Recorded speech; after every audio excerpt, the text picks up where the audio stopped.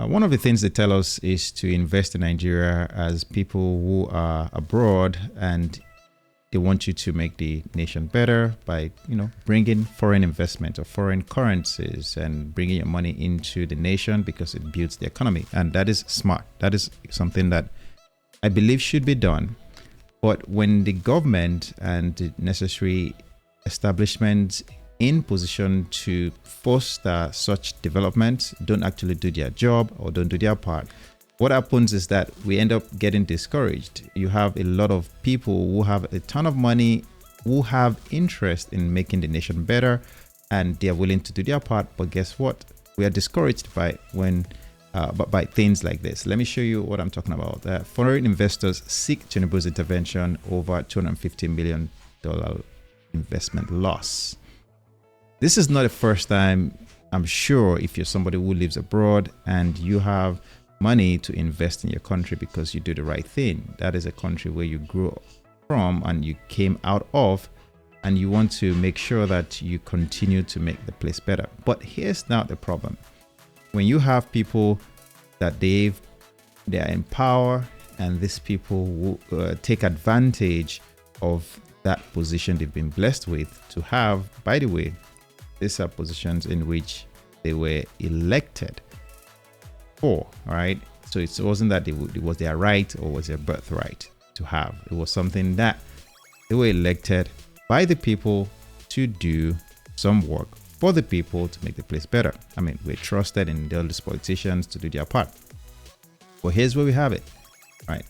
Without boring with the details of the article, it's the typical issues we experience where people put money into investment to develop a place, and guess what?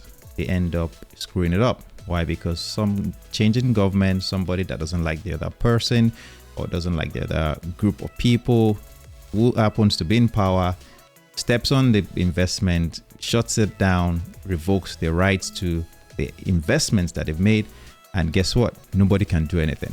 And here's it. I'm just going to read right here. It disclosed that over $250 million has already been invested into the project with relevant approvals, title documents, and permits obtained through state authorities.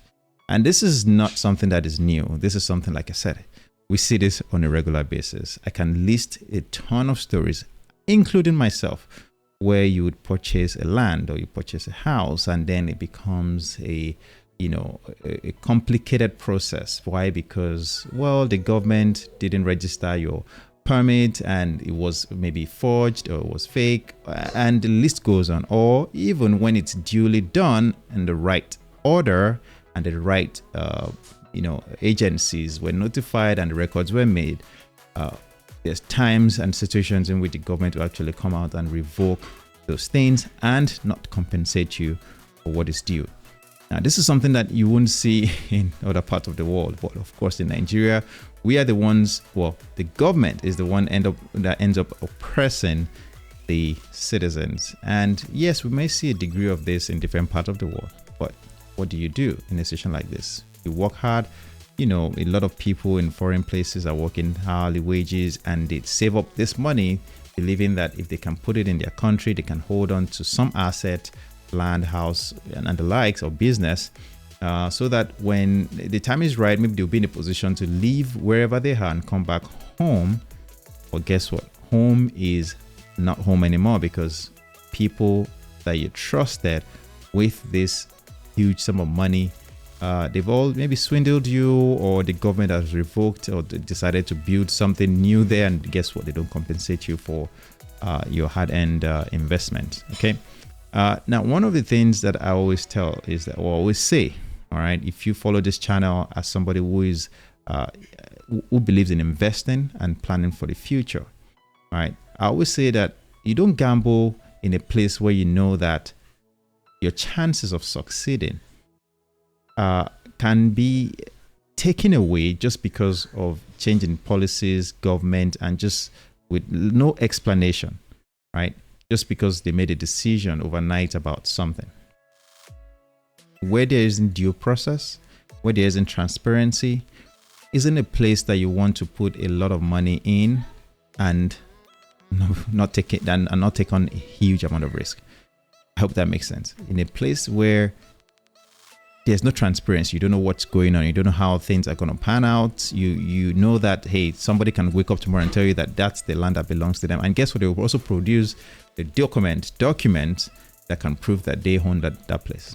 And this is something that I see often. Now, I'm not saying that you shouldn't invest, but one thing I will say is that before you invest in an environment like that, make sure that you take care of where you are. That means that you invest in a place that you understand the system. You are there, you are present to know what is going on.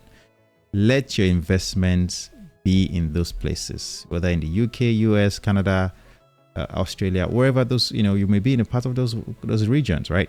The point here is you are there. Nobody's going to take care of your business, whether it's an investment or a business, like you. And if you are trusting people that are thousands of miles away from you to do it like it's theirs, it doesn't work out that way. Now, there's nothing, again, I'm going to repeat that. There's nothing wrong with investing in your home country, wherever you may be. All right. It's okay to do that. And I think that is the right thing to do. But trusting that somebody's going to take care of it like you is almost like a fallacy. It's nothing that it's never going to be that way. All right. And the second thing is that make sure that whatever you're investing in a place that is out of reach is something that you are willing to walk away from in case it doesn't go in your favor. I mean, you have to understand that investment involves risk. And if you do not have the ability to lose money, especially in an environment that, like I said, somebody can wake up tomorrow and lay claim on the land and still provide documents, and you might have to go through a lot of legal battles to figure out how to, resolve the matter. You may want to limit your risk in those regions. It's just how it is. There's a reason why companies have different assets in different places. They understand that they do not all know everything about the environment, and they need to limit their risk by diversifying. The same thing you have to do. And just take all your money that you saved up, you've worked hard, and next thing you take it all the way to a place that is out of reach because you believe that somebody's going to look out for you. Trust me, when it comes to money, people will look out for themselves first. They just haven't seen the problem. When they see enough problem, they will look out for themselves first before you, even though it's your money. So here's the deal. It's the typical thing that we see on a regular basis. This is nothing new. These people may not get their money back. And if they do, it may take a very long time. Anyway, stay safe out there, and I hope you have a beautiful day.